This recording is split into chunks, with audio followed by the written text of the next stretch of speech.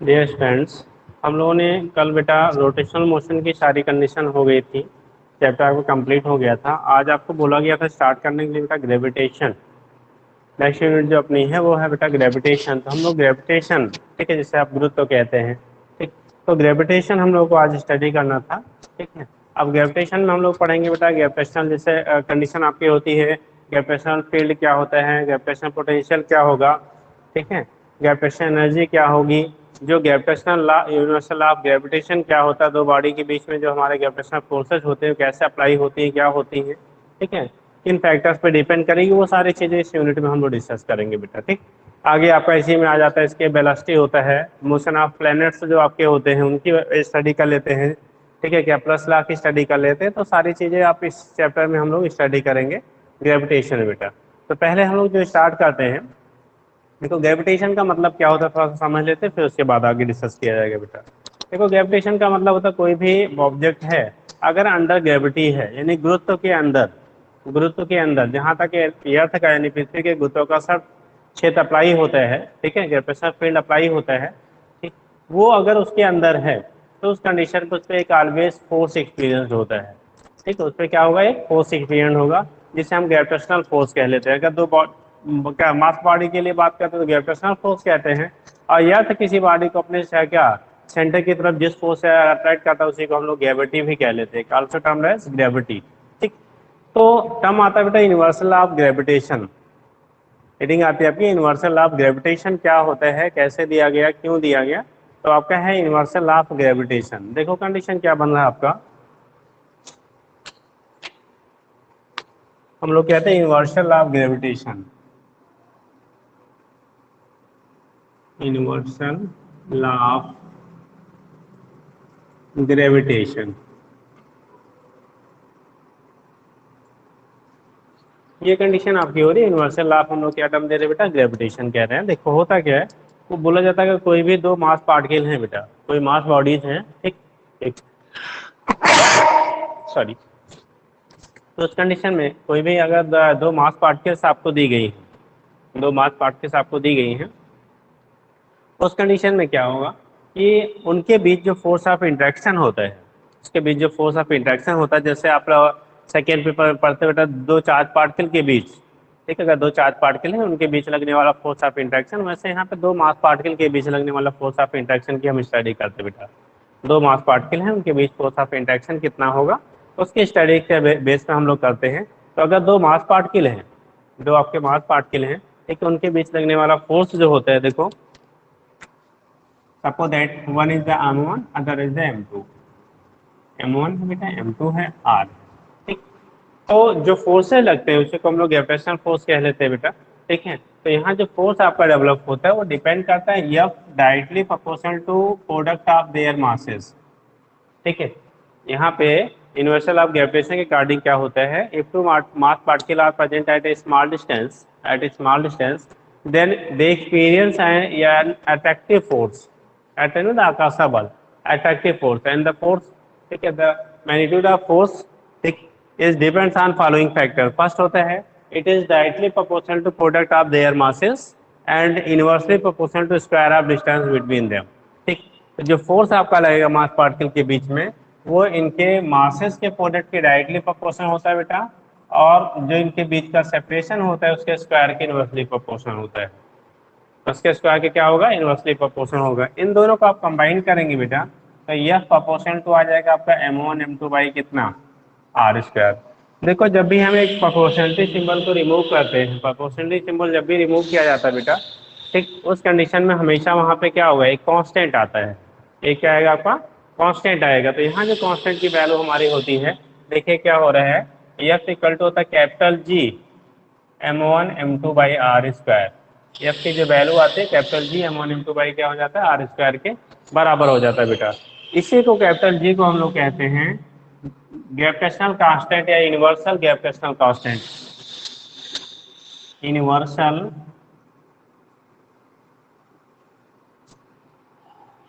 Gravitational constant. जरा ध्यान देंगे बेटा, यूनिवर्सल बोला जा रहा है, यूनिवर्सल का मतलब चाहे आप इंडिया में हो, पाकिस्तान में हो, इंग्लैंड में हो, ठीक है, अमेरिका में हो, जापान में हो, कहीं भी है बेटा, ठीक है, या सरफेस पे जहाँ भी आपके हैं हर जगह के लिए क्या होता है, इसकी वैल्यू जो होती है वो कांस्टेंट रहती है। मतलब ये यूनिवर्सल चीज है, यानी कि वेरिएबल नहीं होता है। ऐसा नहीं आप बस्ती में तो कुछ और है, दिल्ली चले गए कुछ और हो जाएगा, ठीक है, लखनऊ चले गए कुछ और हो जाएगा, अदर किसी कंट्री में चले गए तो कुछ और हो जाएगा। तो इसीलिए इसे टर्म तो यूनिवर्सल ग्रेविटेशनल कांस्टेंट, इसकी वैल्यू ठीक है कांस्टेंट रहती है।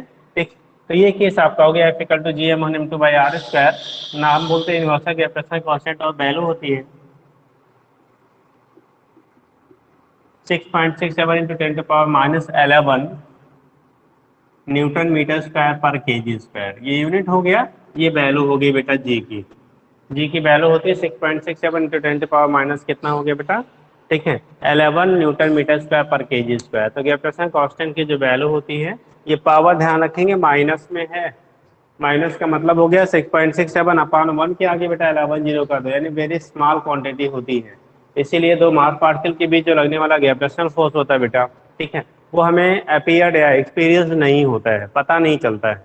ऐसा नहीं कि लगता नहीं है, लगता है, बट हम लोगों को पता नहीं चलता। ना पता चलने का रीजन आपका यही होता है, ना पता चलने के जो रीजन आपका होता है बेटा वो यही होता है, ठीक है, क्योंकि जी की वैल्यू हमारी बहुत कम होती है। मास आपका दो पार्ट में कितना लेंगे, मान लो आप दो लोग आप पास में बैठे हुए हो, मास से मान लो 60 kg 70 kg 80 kg या इवन 100 kg आप ले लो, ठीक है, तो भी हमारा कैसा हो जाता है, निग्लेजिबल हो जाता है। इसीलिए ये आपका जो वैल्यू आपकी होती है वो वेरी स्मॉल होने की वजह से, यहाँ पे वैल्यू हमारी क्या होती है, वेरी स्मॉल होने की वजह से, ठीक है। नॉर्मल बॉडी के केसेस में ये हमारा एक्सपीरियंस नहीं होता है, मतलब लगता तो है बट हमें फील नहीं होता। एक्सपीरियंस तो होता है, ये फील नहीं होता बेटा। जैसे आप बैठे हुए तो आपको ऐसा नहीं फील होता कि पड़ोसी के बीच में हमारे बीच इंटरेक्शन फोर्स ऐसा कोई डेवलप हो रहा है। रीजन क्या है, क्योंकि जी की वैल्यू वेरी क्या होती है बेटा, स्मॉल होती है। आपको हमने इसका डायमेंशन बताया। डायमेंशन की जब हम लोग बात करते हैं, ये प्रश्न का क्या कांस्टेंट का डायमेंशन बेटा कई बार पूछा जा चुका है पहले, ठीक है। तो देखो अगर डायमेंशन की बात करते हैं तो डायमेंशन निकालने का हमारा तरीका है, इसी यूनिट के बेस पे आप निकाल लो डायमेंशन। आप जी अगर हम लोग कहें बेटा, ठीक है, तो डायमेंशन जो आपका हो जाएगा इसका, देखो डायमेंशन न्यूटन, न्यूटन जो होता है बेटा, न्यूटन एक फोर्स है, न्यूटन दैट इज इसी यूनिट है फोर्स। और फोर्स का बेटा डायमेंशन पड़ा होगा m/L⁻²। तो फोर्स का डायमेंशन हो गया बेटा m/L⁻²। ये डिस्टेंस है, डिस्टेंस को हम लोग लिखते हैं बेटा एल स्क्वायर, और नीचे मास है, मास को कैपिटल एम से रिप्रेजेंट करते हैं बेटा डायमेंशन में।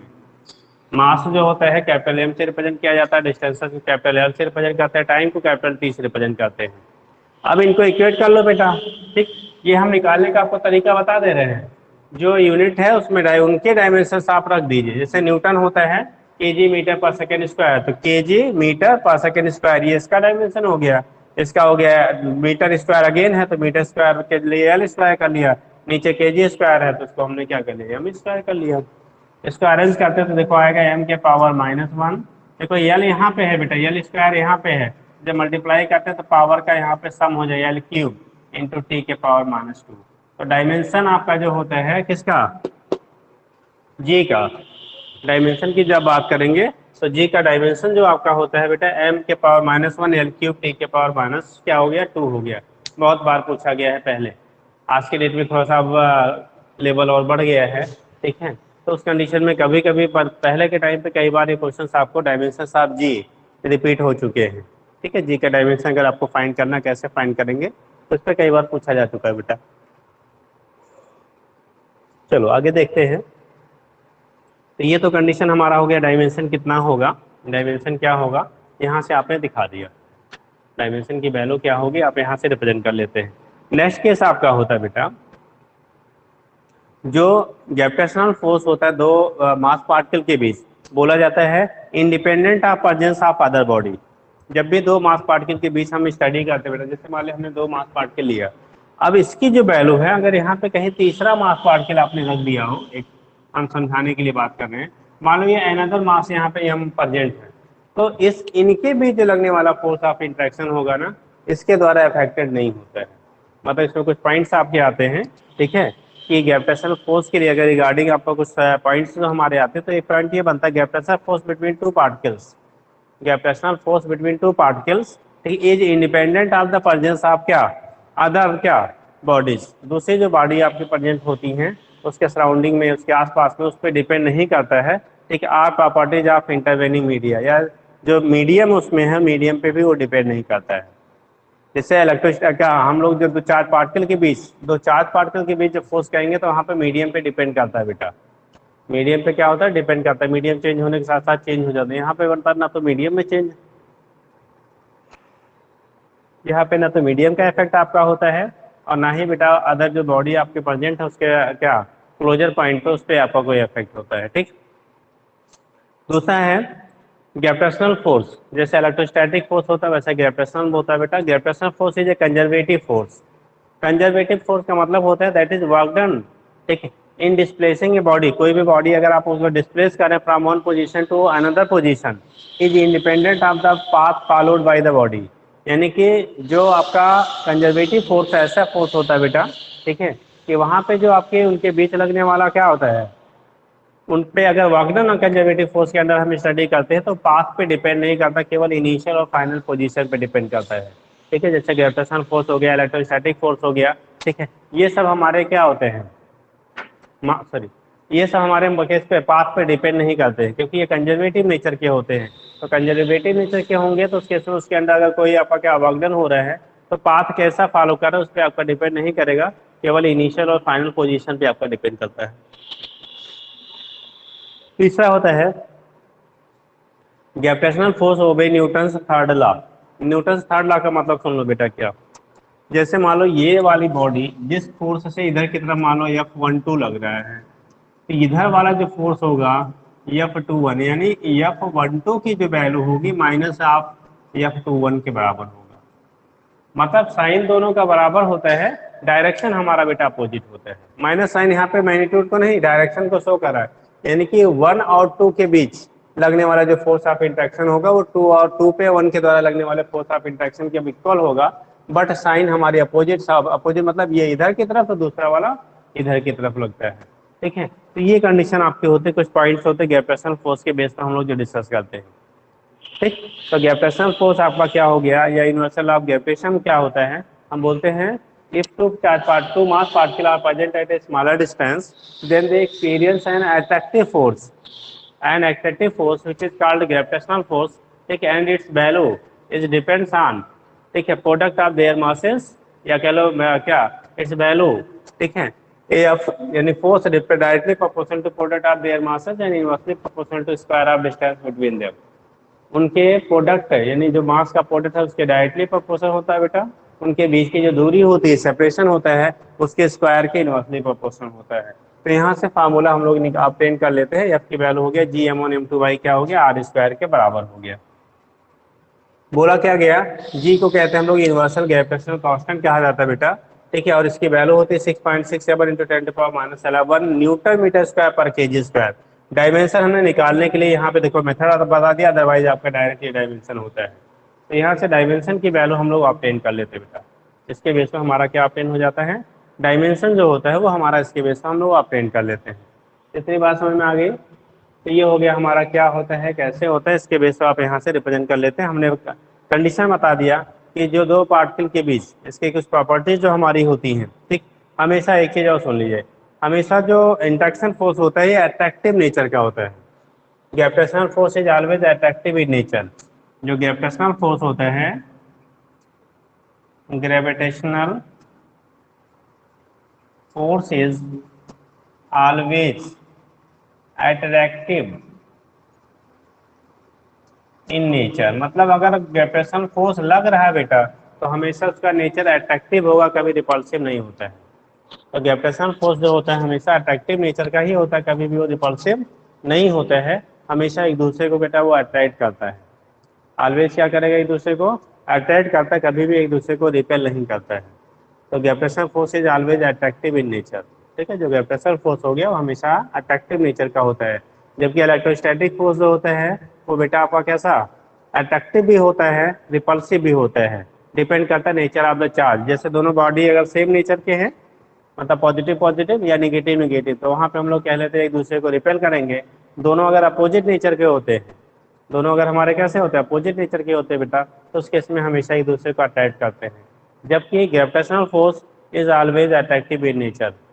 ठीक है, अगर वो मास पार्टिकल है तो उनके बीच लगने वाला ग्रेविटेशनल फोर्स जो होगा वो हमेशा कैसा होता है, अट्रैक्टिव नेचर का होता है। याद रखिएगा, मास पार्टिकल चाहे जो कैसा हो, चार्ज हो चाहे अनचार्ज हो, ग्रेविटेशनल फोर्स ऑलवेज डेवलप होता है उनके बीच। ग्रेविटेशनल फोर्स जो होता है वो ऑलवेज डेवलप होता है, चाहे वो कैसे हो, चार्ज हो या कैसे हो बेटा, अनचार्ज हो। चार्ज होंगे तो ग्रेविटेशनल फोर्स प्लस इलेक्ट्रोस्टैटिक दोनों अप्लाई होता है। जब न्यूट्रल होते हैं, ठीक है, यानी चार्जलेस होता है, तो केवल उस पर ग्रेविटेशनल फोर्स एक्ट करता है। तो ये चीजें आपकी होती है, इसके बेस पर हम रिप्रेजेंट कर लेंगे, क्या होगा कैसे होगा वहां से दिखा देते बेटा। ठीक है, तो चीज़ों को थोड़ा सा आप ध्यान रखेंगे, कैसे होता है और क्या नेचर होता है, इसके बेस पर रिप्रेजेंट कर लेते हैं यहाँ से हम लोग। इसीलिए कहीं कहीं किताबों में आपकी वैल्यू GMEM/r² माइनस साइन ले लेते हैं, अट्रैक्टिव रिप्रेजेंट करने के लिए साइन को निगेटिव भी ले लेते हैं कहीं कहीं। ठीक है, तो वो चीज़ें आपकी हैं, ख्याल आप पॉइंट अंडरस्टूड है, आप ध्यान रखेंगे। ठीक, अब आपका आता है बेटा, ठीक, ये तो केस हम लोग का हो गया ग्रेविटेशनल फोर्स क्या होता है।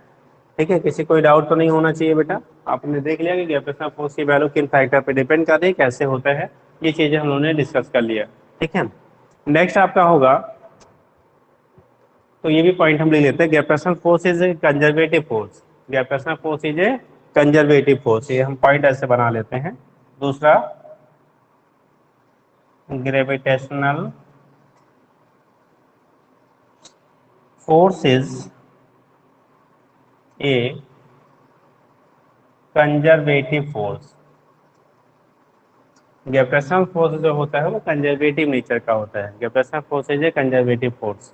ठीक है, it is conservative force, that means ये, ठीक है, ओनली डिपेंड्स ऑन क्या, initial and final position independent of path. यानी वर्क डन अगर क्या कंजर्वेटिव फोर्स के अंदर हम लोग करते हैं, तो ये पाथ इंडिपेंडेंट होता है, खाली इनिशियल और फाइनल पोजीशन पे बेटा डिपेंड करता है। ओनली ये डिपेंड करेगा इनिशियल एंड फाइनल पोजीशन पे, पाथ पे डिपेंड आपका नहीं करता है। ये पाथ इंडिपेंडेंट क्वांटिटी होती है। ठीक है, तो इसके बेस पे दिखा देते हैं, it is path independent quantity. ठीक, चलिए नेक्स्ट पॉइंट आता है बेटा, हम लोग कहते हैं एक्सेलेरेशन ड्यू टू ग्रेविटी। अब एक चीज थोड़ा सा सुन लेंगे, ग्रेविटी और ग्रेविटेशनल फोर्स में एक बेसिक हमारा, हम लोग तो वैसे एक बार हम स्टेटमेंट बोल चुके हैं, बट फिर से देख लीजिए, ग्रेविटी एंड ग्रेविटेशनल फोर्स में एक बेसिक हमारा डिफरेंस होता है बेटा। ग्रेविटी एंड ग्रेविटेशनल फोर्स में एक बेसिक हमारा डिफरेंस होता है। ठीक है, उसको आप सुन लीजिए। देखो, जब ग्रेविटी की हम लोग बात करते हैं, किसकी बात करते हैं, ग्रेविटी की बात करते हैं, तो ग्रेविटी का मतलब होता है बेटा, यह अर्थ किसी ऑब्जेक्ट को अगर अपनी तरफ अट्रैक्ट करता है तो उसे हम स्पेशली टर्म ग्रेविटी दे लेते हैं। लेकिन अगर कोई भी ऑब्जेक्ट है वो ग्रेविटेशनल फील्ड के अंदर रखा गया है, तो उस पर ग्रेविटेशनल फोर्स जो आपका डेवलप होता है, उसे हम लोग क्या कहते हैं, जो फोर्स डेवलप होता है उसी को हम लोग ग्रेविटेशनल फोर्स कह लेते हैं। तो थोड़ा सा डिफरेंसेस होती है बेटा ग्रेविटी और किसमें, ग्रेविटेशनल फोर्स में, क्या होगा यहाँ से आप रिप्रेजेंट कर लेते हैं। ठीक है, चलिए नेक्स्ट पॉइंट हम लोग लेते हैं बेटा, एक्सीलरेशन ड्यू टू ग्रेविटी। अगला पॉइंट हम लोग लेते हैं बेटा, एक्सीलरेशन ड्यू टू ग्रेविटी। ठीक है, अब क्या होता है एक्सीलरेशन ड्यू टू ग्रेविटी में, उसको आप देख लीजिए।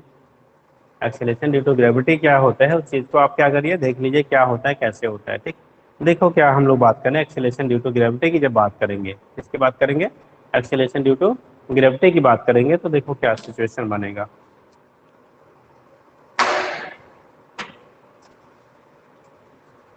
एक मिनट बेटा,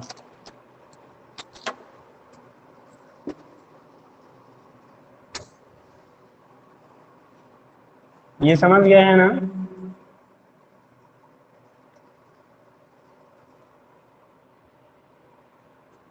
नेक्स्ट बात होता है बेटा एक्सीलरेशन ड्यू टू ग्रेविटी।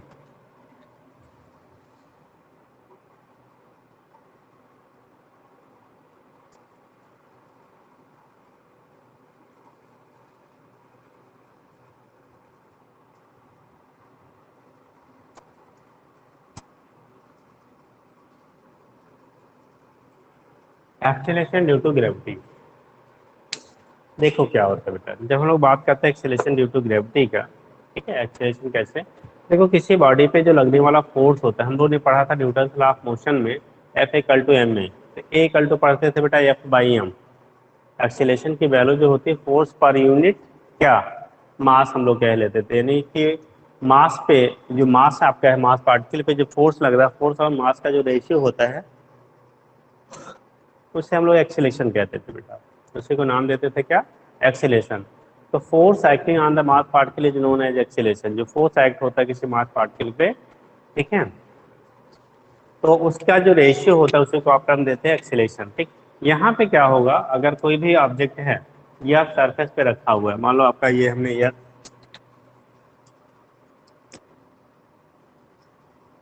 अर्थ है बेटा, इसका सेंटर हो गया। रेडियस अर्थ का हम लोग आर ई से रिप्रेजेंट कर लेते हैं, मास को हम लोग एम ई से रिप्रेजेंट करते हैं, सेंटर ओ है।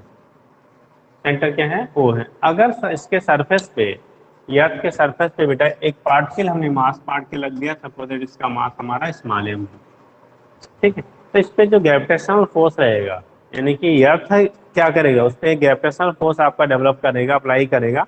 ठीक है, तो force acting on the particle, अगर आप mass m, small m mass वाले पार्टिकल पे जो फोर्स की वैल्यू होगी, तो force force acting on particle, particle body जो भी कह लो बेटा, particle of mass small m. ठीक है, तो यहाँ पे जो कंडीशन होगी, एफ की जो वैल्यू आएगी बेटा, वो जी M E M upon R E square. हम लोग जब बात करते थे बेटा दो मास पार्टिकल, तो जी M1 M2/r² लेते थे। यहाँ पे आर ई जो हो गया रेडियस ऑफ अर्थ हो गया, एम ई बेटा मास ऑफ द अर्थ हो गया, M E mass of earth, R E radius of earth, और क्या, ये ग्रेविटेशनल एक्सेलरेशन की, ग्रेविटेशनल कांस्टेंट की हो गया। अब कंडीशन क्या करते हैं हम लोग, ये तो फोर्स की वैल्यू हो गई, एक इसकी वैल्यू होगी, आपकी फोर्स की वैल्यू होगी। अब फोर्स जो क्या करेगा आपका, ठीक है, एक्सेलेरेशन आपका इस पे डेवलप करेगा टू द मास क्या, और एक्सेलेरेशन उसी को हम लोग कहेंगे acceleration due to gravity, the this force. ठीक है, this force develop an acceleration towards the mass particle of mass M. ठीक है, इज नोन एज क्या, ग्रेविटेशनल एक्सेलेरेशन। तो बोला जाता है this force impart an acceleration to the mass M. ठीक है, which is known as gravitational acceleration या एक्सेलेरेशन ड्यू टू ग्रेविटी। ठीक, ये कंडीशन होगा, this force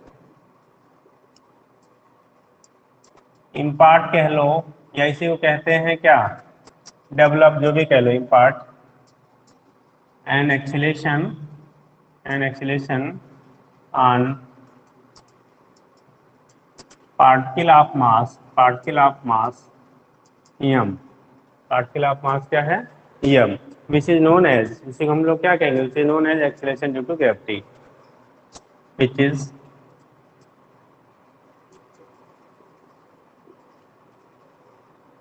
known as acceleration due to gravity. इसी को हम लोग नाम देते हैं बेटा एक्सेलेरेशन ड्यू टू क्या कहते हैं, ग्रेविटी कहते हैं। इसे नोन है एक्सेलेरेशन ड्यू टू ग्रेविटी, तो इसी को हम लोग नाम देते हैं बेटा एक्सेलेरेशन ड्यू टू क्या हो जाएगा, ग्रेविटी हो जाएगा। ठीक है, अब कंडीशन क्या हो रहा है एक्सेलेरेशन ड्यू टू ग्रेविटी की वजह से, देखो बेटा हमारा, हम लोगों ने फार्मूला पढ़ रखा है, एफ इक्वल टू होता है एम ए। ठीक है, तो ए इक्वल टू होगा फोर्स अपान क्या हो जाएगा, मास हो जाएगा। तो न्यूटन लॉ से, न्यूटन सेकंड लॉ से, ठीक है, तो अकॉर्डिंग टू हो जाएगा बेटा, according to Newton second law, या न्यूटन लॉ कह लेते हैं, second law, Newton second law के अकॉर्डिंग जो होगा एक्सेलेरेशन इक्वल टू होगा फोर्स अपान मास। ये फार्मूला हमने पढ़ा है, F equal to M A equal to F by M. तो फोर्स की जगह ग्रेविटेशनल फोर्स हो जाएगा, यहाँ फोर्स की जगह पे क्या हो जाएगा आपका, ग्रेविटेशनल फोर्स हो जाएगा। और एक्सेलेरेशन जो आपका होता है, यहाँ पे हम उसे ए से ना दिखा के स्मॉल जी से दिखा लेते हैं बेटा। ग्रेविटेशनल एक्सेलेरेशन को हम लोग कैसे दिखा लेते हैं, स्मॉल जी से दिखा देते हैं। तो ग्रेविटेशनल एक्सेलेरेशन बड़ा दिखाए लिखे बेटा, ग्रेविटेशनल एक्सेलेरेशन इक्वल टू हो जाएगा gravitational force, gravitational force upon mass of body, mass of particle या बॉडी, बॉडी जो भी ले लो बेटा, पार्टिकल हम लिखे हैं तो पार्टिकल ही ले लो, पार्टिकल ब्रैकेट में कर लो, बॉडी या ब्लॉक जो भी लिया आपने। ग्रेविटेशनल फोर्स हम लोगों ने देखो निकाला है G M E M upon R square, ये तो फोर्स की वैल्यू हो गई, अपान मास एम। देखो एम कैंसिल हो जाता है बेटा, तो ग्रेविटेशनल एक्सेलेरेशन को स्मॉल जी से दिखाते हैं, स्मॉल जी का तो बचा G M E upon R square, G M E upon R square.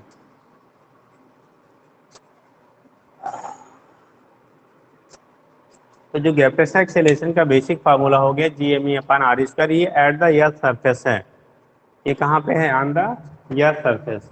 ठीक है, अब अर्थ सरफेस से अभी आगे हम लोग पढ़ेंगे। ठीक है, इफेक्ट क्या, डिफरेंट फैक्टर्स का effect on acceleration due to gravity. Acceleration जो ग्रेविटी क्या है, ग्रेविटेशनल एक्सेलरेशन जो काम कर रहा है बेटा, उस पर अलग अलग फैक्टर्स के हमारे अलग अलग इफेक्ट होते हैं।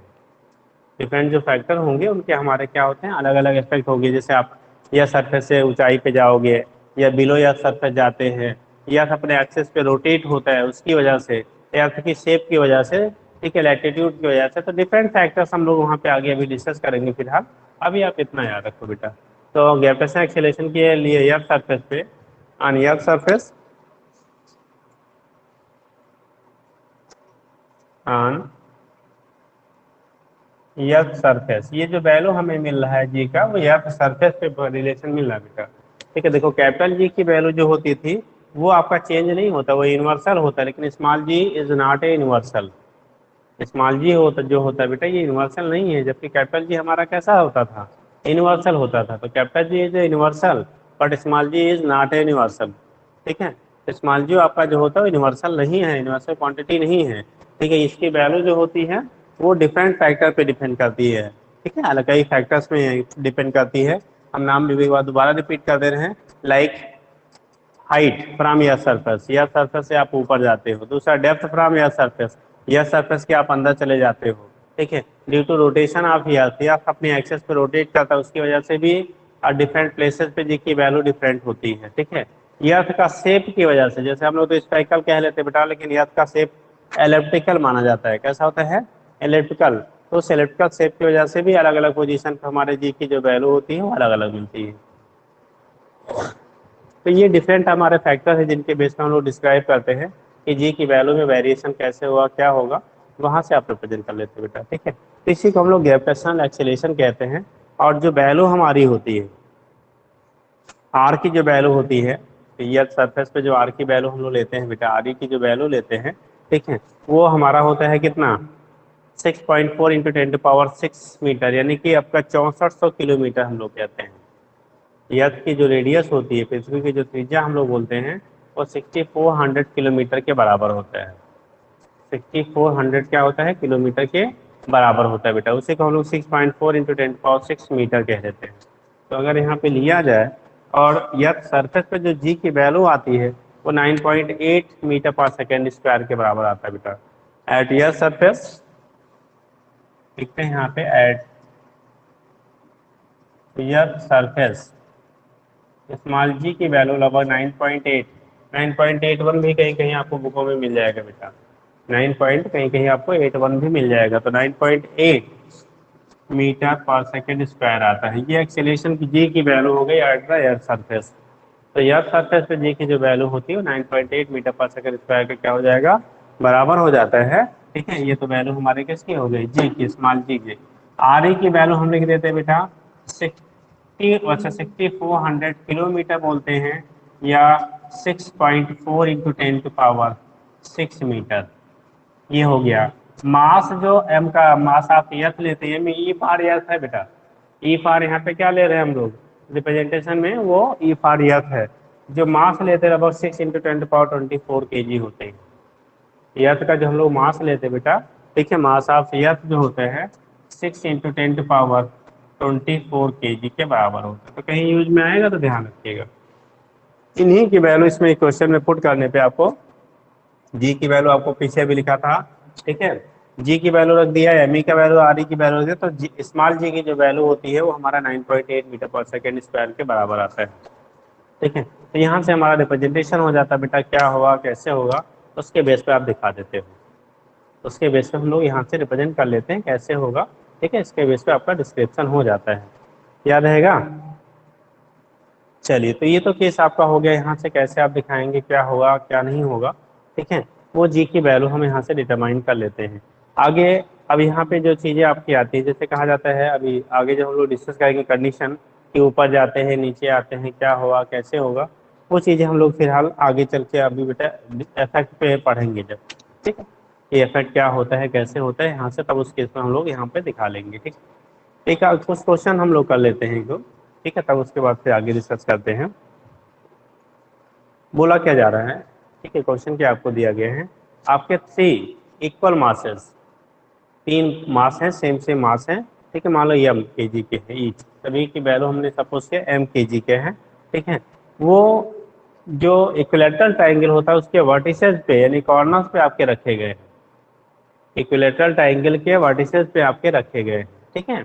बोला क्या जा रहा है, the force acting on the mass 2m, force acting on the mass 2m placed at the क्या सेंट्रॉयड आप द किसमें ट्रायंगल, ट्रायंगल के सेंट्रॉयड पर अगर कोई मास आपका डबल यानी m के बजाय 2m रख दिया जाए तो उस पर लगने वाला नेट फोर्स की वैल्यू क्या होगी। हम डायग्राम दिखा दे रहे हैं बेटा, एक क्वेश्चन हम इस पे कर लेते हैं तब आगे देखते हैं। ये समझ गया बेटा, ये तो हो गया एक्सेलरेशन ड्यू टू ग्रेविटी, पीछे हमने फोर्स कर लिया था, तो एक क्वेश्चन कर लेते हैं इस पे फोर्स पे, तो उसके बाद फिर एक्सेलरेशन पे कर लेंगे, फिर देखते हैं आगे। फार्मूला याद रखिएगा बेटा, ठीक है, फार्मूला अभी याद रखिएगा क्योंकि आपको क्वेश्चन करते समय फार्मूले की जरूरत पड़ती ही पड़ती है, ठीक है। तो ये कंपलसरी है, आपको फार्मूले याद होने चाहिए, और हमने बार बार बोलते हैं फार्मूला याद करने का बेस्ट मेथड है आप क्या करिए, जो फार्मूला है फार्मूले को लर्न करने का बेस्ट मेथड है आप क्या करिए, उस पर क्वेश्चन करिए, क्वेश्चन करना ही सबसे बेस्ट यानी सबसे कह लो बेनिफिशियल आपका है, ठीक है। सबसे बेनिफिशियल जो फैक्टर है वो क्वेश्चन आप कर लीजिए, ठीक है। आपके फार्मूले भी याद हो जाएंगे, लगाने के तरीके भी आपको मिल जाएंगे, आपका स्पीड भी मेंटेन हो जाएगा, ठीक है, और आपका एक्यूरेसी भी बढ़ जाएगा। तो क्वेश्चन लगाने के कई बेनिफिट्स हमारे होते हैं, ठीक। चलिए फिर हम आगे देखते हैं। तो ये तो केस आपका होता है, हम लोग क्वेश्चन एक ले रहे हैं, देखो एक इक्विलेटरल ट्रायंगल है बेटा, this is an equilateral triangle, इनके सारे कॉर्नर्स पे यम यम, मान लो कोई भी इक्विलेटरल ट्रायंगल एबीसी हमने ले लिया, ठीक है, इसके सारे कॉर्नर्स पे आपका एम एम एम मासेज रखे गए हैं, ठीक। अगर इंडिकेट करने के लिए हमने इसको ए से दिखा दिया, इसे बी से दिखा लिया, इसे सी से दिखा लिया। बोला गया इसका जो सेंट्रॉयड होगा बेटा, सेंट्रॉयड मतलब जो एंगुलर बाइसेक्टर होते हैं ट्रायंगल के जहाँ पे कट करते हैं बेटा, उसी को हम लोग सेंट्रॉयड कहते हैं। एंगुलर बाइसेक्टर जहाँ पे क्या करेंगे, एक दूसरे को मीट करेंगे, उसी को बेटा हम लोग क्या कहते हैं, सेंट्रॉयड कहते हैं। ये पॉइंट है इसका सेंट्रॉयड, तो सेंट्रॉयड वो हो गया। यहाँ पे एक एनदर मास पार्टिकल रखा गया जिसकी वैल्यू 2m दी गई बेटा, एनदर मास पार्टिकल है उसकी वैल्यू आपको कितना दिया गया, 2m, इन पे m है, यहाँ पे 2m है, तो फाइंड करना है, फाइंड नेट फोर्स, ठीक है, फाइंड नेट फोर्स क्या किस पे एक्सपेयर से या act on the mass 2m पे लगने वाला नेट फोर्स की वैल्यू कितनी होगी, force acting mass 2m place at the centroid, ठीक है, ऑफ द ट्रायंगल, ठीक। फाइंड, क्वेश्चन है आपका, find net force acting on मास, ये ऑन है बेटा, on mass 2m placed at centroid, centroid of triangle, centroid of triangle as shown in figure, as shown in figure, जैसा कि आपको figure में बेटा रिप्रेजेंटेड है, as shown in figure, figure में जैसा बेटा आपको रिप्रेजेंटेड है उससे अकॉर्डिंग हमें यहाँ पे जो सेंट्रॉयड है, सेंट्रॉयड पे लगने वाला नेट आपका फोर्स की वैल्यू फाइंड करनी थी। कॉर्नर्स पे सारे मासेज यम यम यम हमने लिया, और सेंट्रॉयड पे जो आपका मास है वो 2m है, मास सेंट्रॉयड पे कितना लग रहा है बेटा, 2m, ठीक। तो इस केस में बोला जा रहा है कि सेंट्रॉयड पे हमारा जो मास 2m है, ठीक है, तो उस पे कितना नेट फोर्स काम करेगा, ये चीज़ें हमें फाइंड करनी बेटा, उस पे नेट फोर्स की वैल्यू कितनी होगी, ये चीज़ें हमें फाइंड करना है, ठीक है। कितना होगा, एक सेकेंड के लिए आप सोच लीजिए, फिर हम बताते हैं। सोचिए क्या होगा, क्योंकि इस पे कई टाइप के चार्ज पार्टिकल के चार्जेस के केस में जब हम लोग इलेक्ट्रोस्टैटिक्स पढ़ते हैं तो वहाँ पे भी इस टाइप के क्वेश्चन बनेंगे। यहाँ मास पार्टिकल है, वहाँ चार्ज पार्टिकल ले लेंगे बेटा, कॉन्सेप्ट वही है, कॉन्सेप्ट हमारे सेम सेम है, ठीक है। तो आप एक बार सोच लीजिए फिर हम बताते हैं।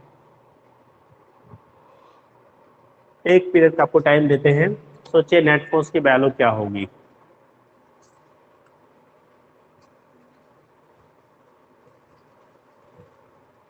आप चलिए हम बताते हैं बेटा। देखो होता क्या है ना, ठीक है, चूंकि आप तो हमारे साथ बात तो हो नहीं सकती है, लेकिन इसीलिए अगर लाइव क्लासेस मैनेज हो जाती तो और भी बेहतर थी इससे।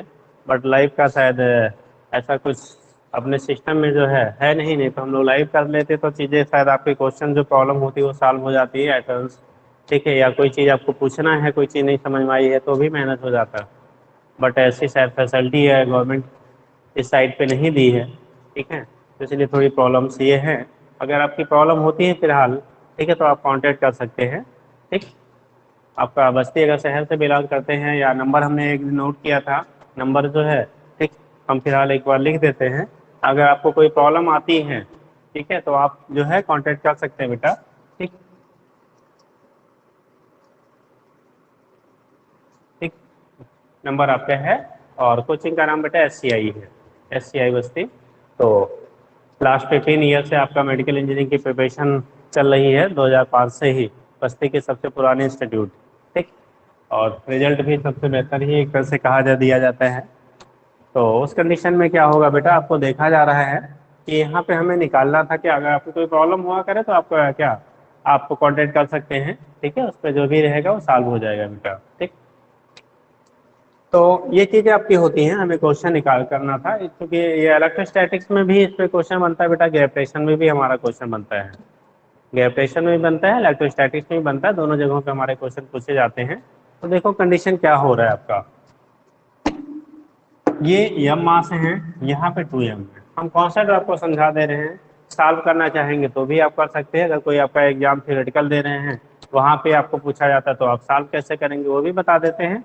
Otherwise competitive point of view से डायरेक्ट आपको आंसर मिलता है बेटा, आपको वहाँ पे सॉल्व करने की जरूरत नहीं है ऐसे केसेस के लिए, ठीक है। कंडीशन क्या होता सुनो, देखो ये हमेशा अट्रैक्टिव नेचर के फोर्स से लगेंगे, जैसे इस पे लगने वाला इनके बीच में फोर्स, ठीक है, ये वाला जो मास पार्टिकल है इस पे अपनी तरफ फोर्स लगाएगा, ये वाला मास पार्टिकल इस पे अपनी तरफ से फोर्स लगाएगा, ये वाला मास पार्टिकल भी अपनी तरफ फोर्स लगाएगा, ऐसे सेम कंडीशन इस के वजह से आपका फोर्स इस पे इधर की तरफ, इस पे इधर की तरफ और इस पे इधर की तरफ। बट हमें फोर्स बेटा इस वाले पे अब क्या करना था, फाइंड करना था, तो एम वाले पे फोर्स की वैल्यू हमें फाइंड करनी है।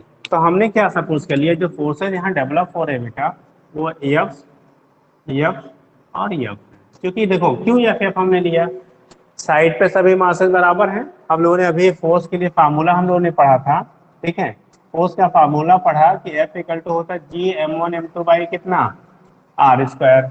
अब यहाँ से अगर इस डिस्टेंस को हमने यल ले लिया, ठीक, अगर ये डिस्टेंस हमारा सेंट्रॉइड से कितना है, सेंट्रॉइड से यल है, तो यल की वैल्यू सभी के लिए बराबर होगी क्योंकि इक्विलैटरल ट्रायंगल है बेटा।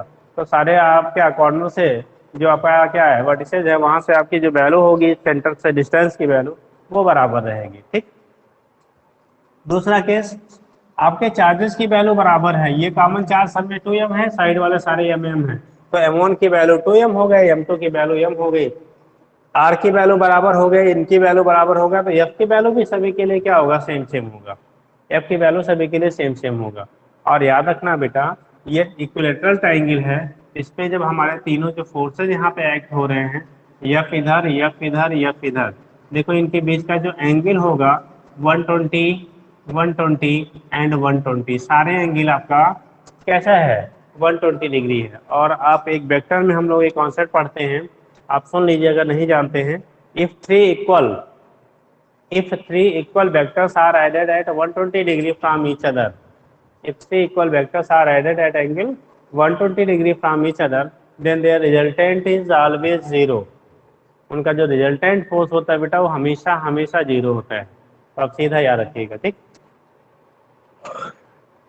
अगर तीन वेक्टर क्वांटिटी हैं, तीन आपको कोई भी वेक्टर क्वांटिटी आपको दी गई है एनी, ठीक है, तीन वेक्टर क्वांटिटी है, ठीक है, वो एक दूसरे से कितने पे हैं, 120 डिग्री का एंगल फॉर्म करते हैं, ठीक, और उनका मैग्नीट्यूड आपस में अगर इक्वल है तो रिजल्टेंट की वैल्यू हमेशा जीरो होती है। रिजल्टेंट उस पर आपका क्या होगा, डेवलप होगा, अगर फोर्स है तो फोर्स, इलेक्ट्रिक फील्ड है तो फील्ड, कुछ भी है, ठीक है, अगर जो वेक्टर क्वांटिटी है तो उनका रिजल्टेंट हमारा हमेशा क्या मिलता है बेटा, जीरो मिलता है, ऑलवेज क्या मिलेगा आपको, जीरो मिलता है। कैसे दिखाएंगे हम, आपको यहाँ से दिखा देते बेटा, देखो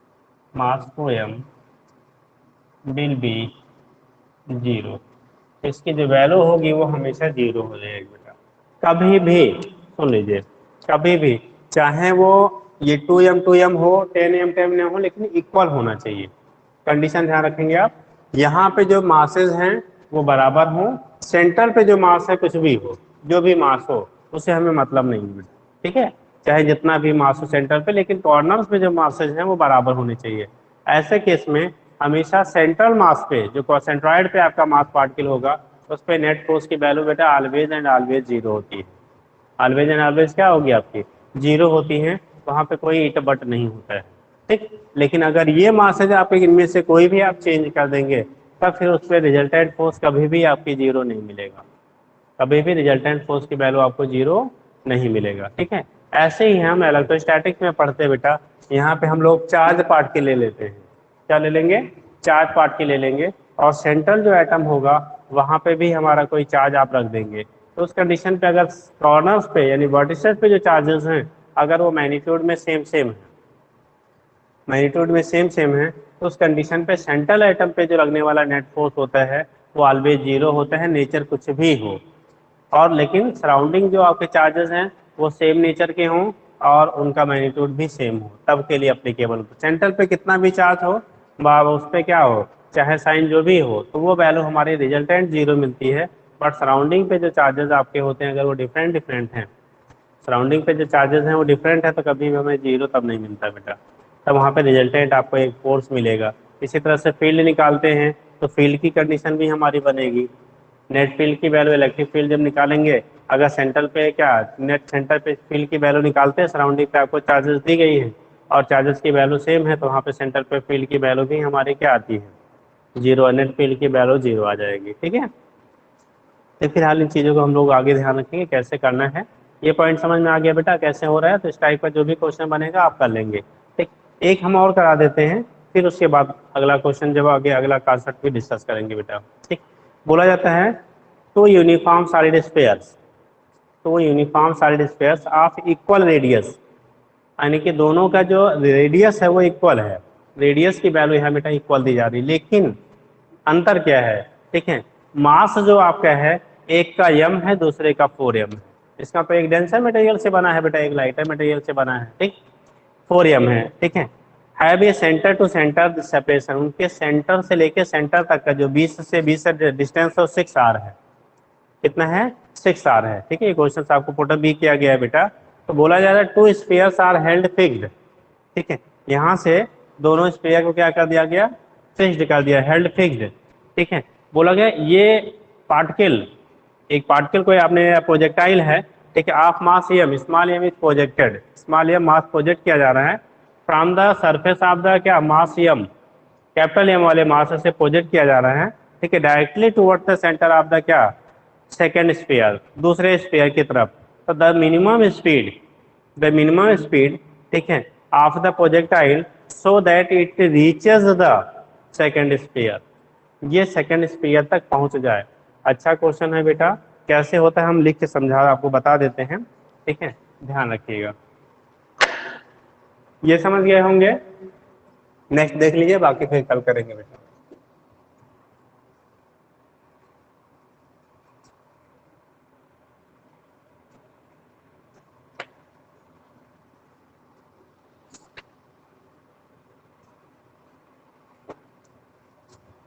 जिनको डाउट होगा वो नंबर नोट कर लेंगे बेटा, अपना कांटेक्ट कर लेंगे, ठीक है।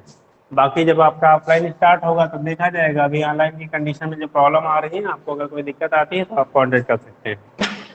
चलिए, बोला क्या गया, क्वेश्चन क्या है, हम बोल आपको एक ड्रा कर लेते हैं। एक मास पार्ट के लिए यहाँ पे है, दूसरा मास पार्ट के लिए थोड़ा ज़्यादा बड़ा हो गया।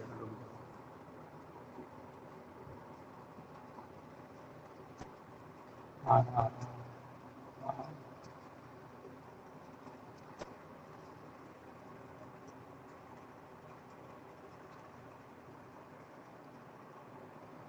इनके बीच का सेपरेशन बेटा 6r है, और इनकी भी रेडियस r है, इनकी भी रेडियस r है। अंतर क्या है, इसका मास बेटा m दिया गया है, इसका मास 4m दिया गया है। एक का मास m है, दूसरे का मास, साइज बराबर है, लेकिन एक का मास बेटा m है, दूसरे का मास 4m है।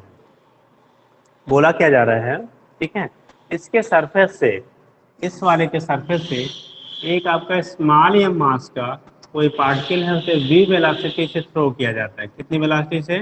v वेलोसिटी से इसको हम लोग थ्रो कर रहे हैं। ठीक है, जो वेलोसिटी दे रहे हैं वो v वेलोसिटी थ्रो किया जा रहा है। पूछा जा रहा है find the minimum value of v so that, ठीक है, this mass particle will reach to the, ठीक है, 4m, मास ऑफ 4m, यानी अदर जो हमारी बॉडी है, अदर जो स्फीयर है उस पर पहुंच जाए।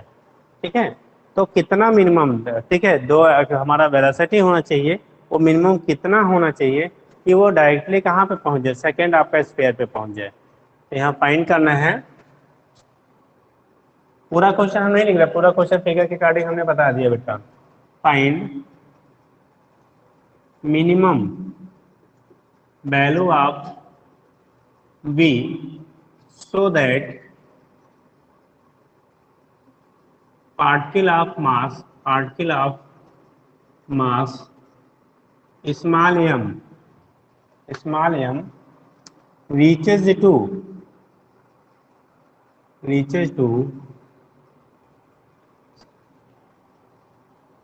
surface of second sphere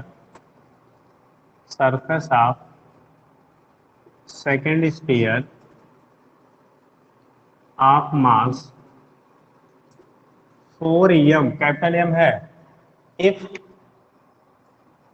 it is directly projected from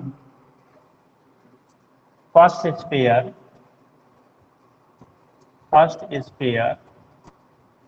of mass, ठीक है, कैपिटल M। ये बेटा कैपिटल M है, ये 4 कैपिटल M है, ये स्मॉल m का बॉडी का यहाँ से प्रोजेक्ट कर रहे हैं। ठीक है, तो मिनिमम स्पीड कितनी होनी चाहिए पार्टिकल का कि वो कहाँ पे पहुंच जाए, जो सेकेंड स्फीयर है, 4m वाला जो स्फीयर है, उसके सरफेस पे पहुंच जाए बेटा।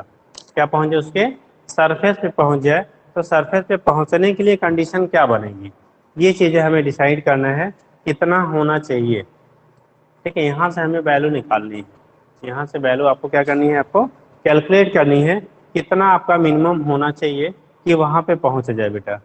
ठीक है, तो एक चीज़ हम लोग यहाँ पे थोड़ा सा डिस्कस करेंगे बेटा। देखो बोला गया है, ठीक है, जो प्रोजेक्टाइल है, जो हमारा क्या है प्रोजेक्टाइल है, वो इस पर से हम प्रोजेक्ट कर रहे हैं, यहाँ तक पहुँचाना है। इस पर से प्रोजेक्ट कर रहे हैं, हमें कहाँ पहुँचाना है, दूसरे वाले तक पहुँचाना है। ठीक है, तो टोटल सेपरेशन कितना आपको दिया गया है, 6r। टोटल जो सेपरेशन आपको दिया है 6r दिया गया है। ठीक है, और जो पहला वाला स्फीयर है, ठीक है, इसके सरफेस पे रखा हुआ है, यहाँ से यहाँ तक का टोटल 6r है, इसका r है, तो यहाँ से यहाँ तक का जो सेपरेशन हमारा मिलेगा बेटा, ठीक है, तो कितना मिलेगा, 6r माइनस r। ठीक, तो इस कंडीशन में क्या होता है, r की जो वैल्यू हमारी है, जो r की वैल्यू आपकी होनी चाहिए, उस केस में हमें निकालना होता है कितना होना चाहिए, क्या होना चाहिए। अब हमें यहाँ पे देगा क्या, वो वहाँ से वहाँ तक पहुँचने के लिए हमें क्या चेंजेस आएंगे। ठीक है, जो आपकी एनर्जी है, जो एनर्जी इसको हम देंगे वो काइनेटिक एनर्जी के फॉर्म में देंगे बेटा। किसके फॉर्म में देंगे आप, काइनेटिक एनर्जी के फॉर्म में देंगे। और जब वो दूसरे स्फीयर, देखो यहाँ पे इस कंडीशन में इसकी जो एनर्जी टोटल होगी, यहाँ पे जो पहले थ्रो करने से पहले एट इंस्टेंट आप क्या प्रोजेक्शन के टाइम पे इसकी जो एनर्जी होगी, तो एक बार टोटल यहाँ पे एनर्जी को कंजर्व करा दीजिए, एक बार टोटल एनर्जी को क्या करा दीजिए आप, कंजर्व करा दीजिए। और दूसरा कंडीशन, जब ये जाके पहुँचेगा बेटा, जब ये जाके कहाँ पे पहुँचेगा, दूसरे वाले बॉडी पे पहुँचेगा, तो उसकी एनर्जी को आप कंजर्व करा देना, उसकी एनर्जी को वहाँ पे क्या करिएगा, पूरा कंजर्व करा दीजिए, क्योंकि हमें लगाना है कंजर्वेशन ऑफ एनर्जी। क्या लगाना है बेटा, कंजर्वेशन ऑफ एनर्जी। एक बार इनिशियल कंडीशन में यहाँ पे कंजर्वेशन ऑफ एनर्जी अप्लाई कर दो। ठीक है, जब ये इस पोजीशन पे है, तो इस पोजीशन पे है, अगर ये छोटा वाला जो पार्टिकल है, छोटा वाला पार्टिकल जो हमने लिया है, अगर उसके रेडियस की वैल्यू सपोज दैट हम लोगों ने स्मॉल आर ले लिया, उसके रेडियस की वैल्यू हमने क्या ले लिया बेटा, स्मॉल आर ले लिया। सपोज दैट छोटा वाला जो पार्टिकल लिया गया उसके रेडियस की वैल्यू स्मॉल आर है, बड़ी वाली जो पार्टिकल है उसकी रेडियस की वैल्यू कैपिटल आर है। इन दोनों का रेडियस बराबर है, इसका हम लोगों ने स्मॉल आर ले लिया। तो यहाँ से आप सेपरेशन निकाल लेना। एक बार इस कंडीशन पे इनके बीच लगने वाला देखो, इसका काइनेटिक एनर्जी यहाँ पे mv स्क्वायर हो जाएगा, ठीक है। ये इनिशियल वेलोसिटी हमने ले लिया। यहाँ पे जो इनका पोटेंशियल एनर्जी होगा, गैप प्रेशर पोटेंशियल एनर्जी होगा, वो आएगा बेटा। अभी एक चीज आप थोड़ा सा गैप प्रेशर पोटेंशियल एनर्जी तो पढ़े नहीं है, ऐसा करिएगा एक बार आप ट्राई करिएगा, हम फिर इसको जब गैप प्रेशर पोटेंशियल एनर्जी बताएंगे तब उस समय, क्योंकि अभी यहाँ पे गैप प्रेशर पोटेंशियल एनर्जी की वैल्यू की हमें जरूरत पड़ेगी।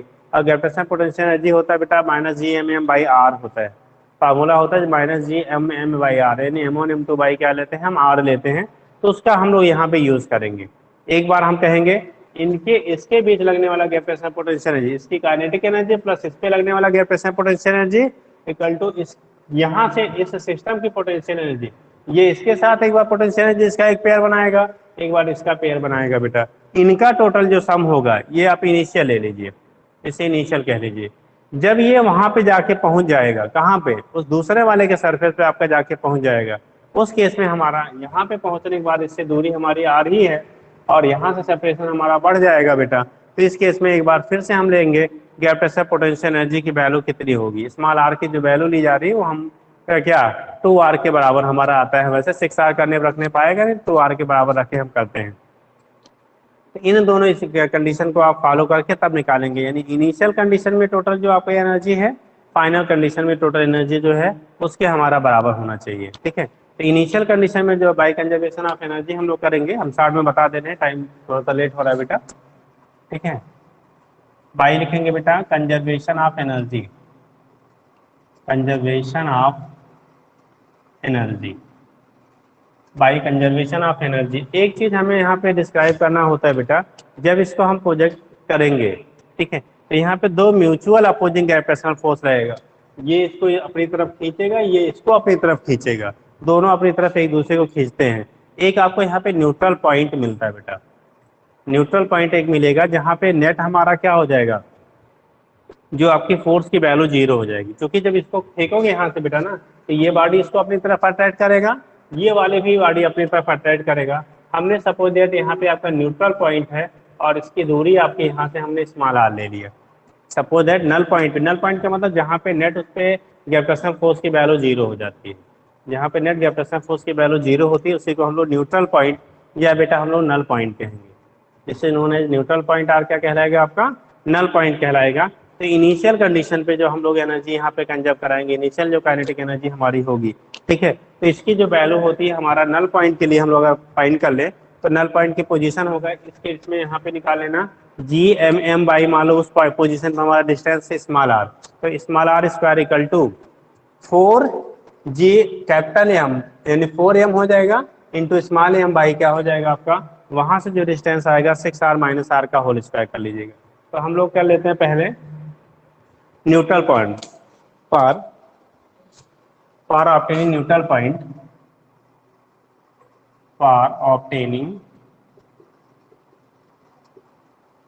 Neutral point. न्यूट्रल पॉइंट का मतलब बेटा जहाँ पे नेट फोर्स की वैल्यू 0, इस कंडीशन पे हमारा जो लगने वाला, मान लो हमने न्यूट्रल पॉइंट यहाँ पे ले लिया, तो इसके द्वारा जो लगने वाला ग्रेविटेशनल फोर्स होगा ये आएगा बेटा Gm into small m upon r square equal to, जब ये यहाँ पहुंच जाएगा तो इसकी दूरी होगी बेटा 6r और ये हो गया 6r माइनस क्या हो जाएगा, r की वैल्यू हो जाएगी, और यहाँ पे वैल्यू हमारा आएगा मास G into 4m into small m by, ये कैपिटल M करो small m, capital M into small m by 6r minus r का होल स्क्वायर, ठीक है। Gmm देखो यहाँ पे हो गया Gmm बाई r स्क्वायर, ये 4 आगे कर लो, Gmm by 6r minus small r का होल स्क्वायर, ये पूरा फैक्टर गायब। इसे हम लिख सकते हैं 1 अपान r का होल स्क्वायर इक्वल टू होगा यहाँ पे 2 upon 6r minus small r का होल स्क्वायर हो जाएगा बेटा। ये नीचे का स्क्वायर था ना, हमने पूरे का किया तो 4 का रूट हो जाएगा 2, 2 का स्क्वायर करेंगे 4 आएगा, तो 2 अपान 6r क्रॉस मल्टीप्लाई, यहाँ से दोनों का स्क्वायर क्या हो गया, कैंसिल हो गया, तो बचेगा बेटा 1 upon r equal to 2 upon 6r minus small r, यहाँ से इक्वेट करो क्रॉस मल्टीप्लाई, तो 2r इक्वल टू होगा बेटा, यहाँ से इसका मल्टीप्लिकेशन आप करेंगे तो आएगा बेटा 6 capital R minus small r, इस स्मॉल r को इधर करोगे 2r plus small r equal to हो गया क्या 6 कैपिटल R, तो यहाँ से 3 स्मॉल r की वैल्यू हो गया बेटा 6 कैपिटल R, तो स्मॉल आर की वैल्यू होगी 6r/2 यानी 2 कैपिटल आर के बराबर। तो नल पॉइंट की जो डिस्टेंस हमने कैलकुलेट कर लिया, नल पॉइंट की जो पोजीशन हमारा 2 इंटू स्मॉल आर के बराबर हो गया। ठीक है, ये हमने निकाले यहाँ से बेटा, जिस पॉइंट पे इस पे लगने वाला नेट ग्रेविटेशनल फोर्स की वैल्यू 0 हो जाएगी। ठीक, अब आता है at neutral point. At neutral point पे पहुंचने पर उसकी जो स्पीड होती है अप्रोचेस टू 0 हो जाती है। At neutral point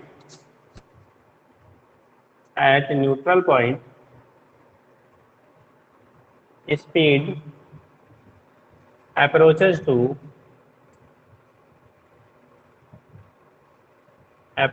to 0। So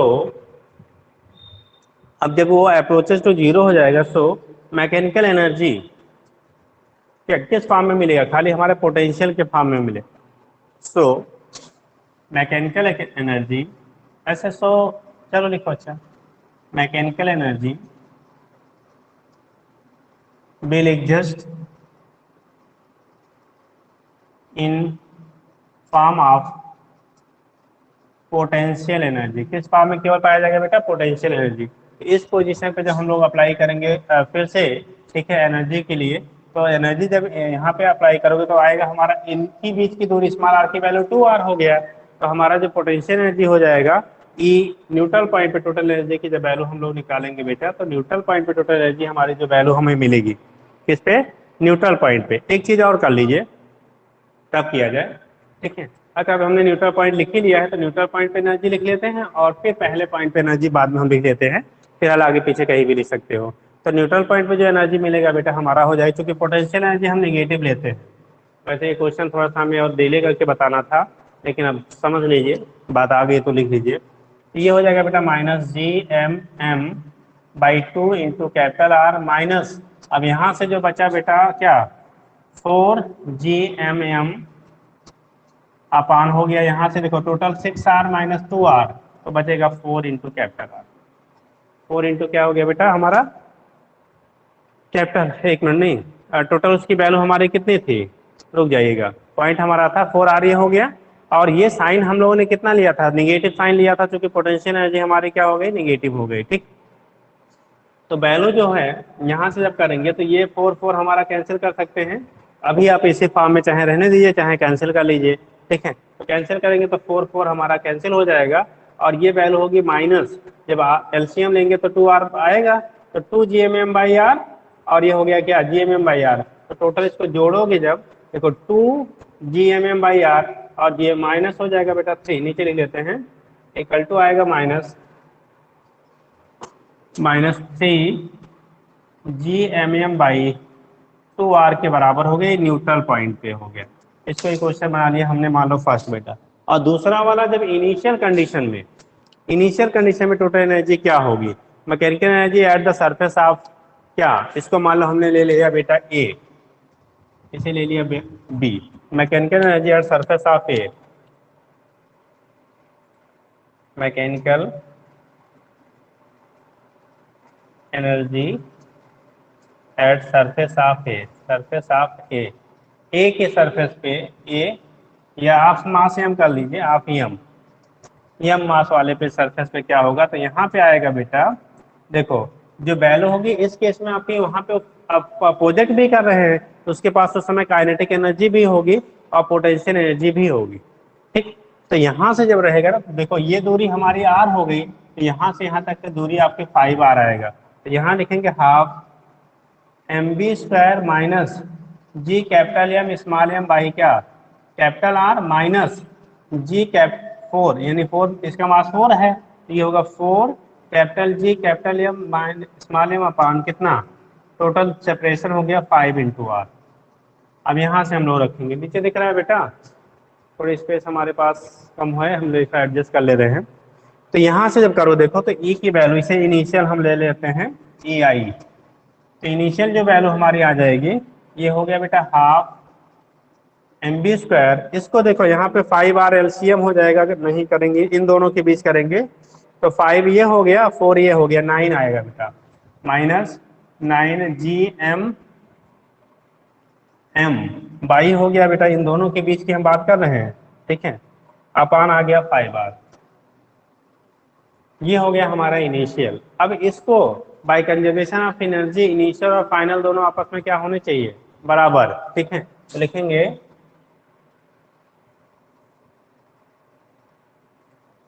by, इसे क्वेश्चन बना लो second, by conservation of energy, conservation of energy, ठीक है, तो ई आई की जो वैल्यू होनी चाहिए ई एन की हमारा बराबर होना चाहिए। ई आई की वैल्यू बेटा half M B square minus 9 GM/5 into R equal to, इसकी जो वैल्यू आई है, देखो हमने लिखा था क्वेश्चन फर्स्ट में -3 GM/2 आर। इसको उधर सेपरेट कर लेते, चूंकि हमें बी की वैल्यू निकालनी बेटा, half M B square equal to -3 GM/2 R, और ये जाके उधर प्लस होगा बेटा 9 GM/5 इंटू आर। देखो हाँ, स्मॉल एम सभी से हम कैंसिल कर सकते हैं, स्मॉल एम की वैल्यू सारे से आप कैंसिल कर सकते हैं बेटा। तो वैल्यू क्या होगी, देखो v²/2 इक्वल टू, ये से आएगा GM/m, देखो एलसीएम इसका आएगा बेटा 10R, एलसीएम हो गया 10 कैपिटल आर, तो यहाँ से 5 से मल्टीप्लाई कर दो तो 15 GM। ठीक है, क्योंकि हमने क्या कर लिया बेटा, स्मॉल एम को तो दोनों साइड से कैंसिल कर लिया है, 15 GM माइ प्लस, अब ये होगा 2 से हो गया 18 GM बचा। तो देखो कैंसिल क्या हो गया, सारी चीजें हमारी कैंसिल हो रही हैं। ठीक है, इसमें से 15 ये है और माइनस में, ये प्लस में है, तो आएगा 3 GM/10 into capital R equal to v²/2। तो v² की वैल्यू आएगी 2 से मल्टीप्लाई 6 GM बाई बेटा 10R, और जब b की वैल्यू निकालोगे तो √6 GM/10R के बराबर हो गया।